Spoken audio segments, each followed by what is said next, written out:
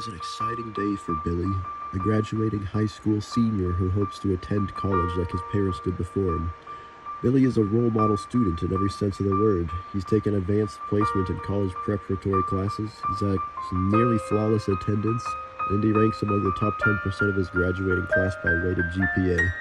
He's applied to and been accepted by his university of choice in his junior year and expects to attend classes this fall. Unfortunately, Billy will not be receiving his diploma today. Despite having the required number of credits and having more than passing grades, Billy's school has decided to withhold his diploma. Billy, you see, does not have the required 60 hours of volunteerism that all students are required to have for graduation. As a result of failing to obtain his diploma on schedule, Billy's admission to his university has been revoked. His university does not support rolling admissions, so it will be 6 months longer before Billy can attend college. Understandably, Billy asks one question and one question only: why? Hundreds of thousands of high school students across the United States find themselves faced with the same threat. Perform 60, 120, or even 240 hours of volunteer work, or be classified as a high school dropout. Such policies have existed since the early 90s, typically under the assumption that volunteer work has educational benefits. The problem with this logic is that the line between volunteerism and servitude becomes blurry.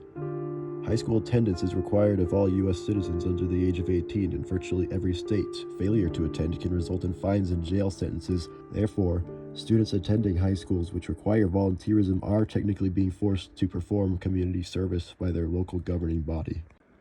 To many, the idea of the government forcing minors to perform community service just doesn't seem like something that should exist in the United States.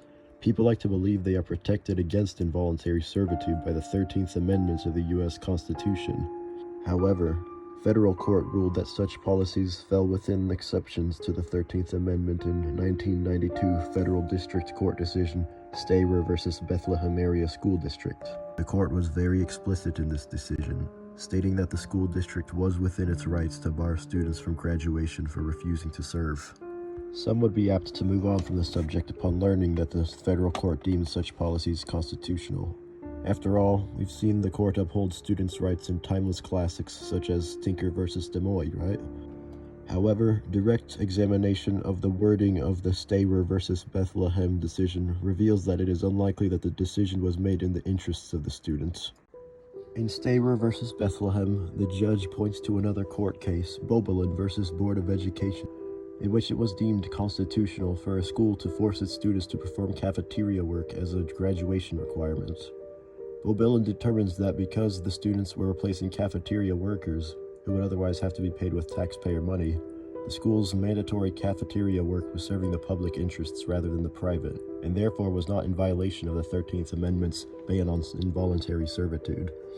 Stayer also points to 1916 Supreme Court case Butler v. Perry, which determines that the state of Florida was within its rights to require all able-bodied men within its borders to perform public road maintenance. Under the Florida law, the state was able to summon any able-bodied male to work 10-hour shifts every day for 6 days, once per year. The court decided that because the maintenance was for public roads, the public interest was being served rather than the private, and therefore was not in violation of the 13th Amendment.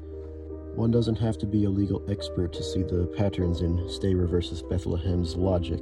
Indeed, it seems that a local government can extract a great deal of labor from its populace without violating the Constitution, so long as it's claimed to be for the public good. Therefore, it seems to fall upon voters to guard themselves and minors against state-imposed servitude. Hopefully, this video will encourage viewers to be vigilant of their 13th Amendment rights, for its protections against involuntary servitude seem considerably weaker than one would expect.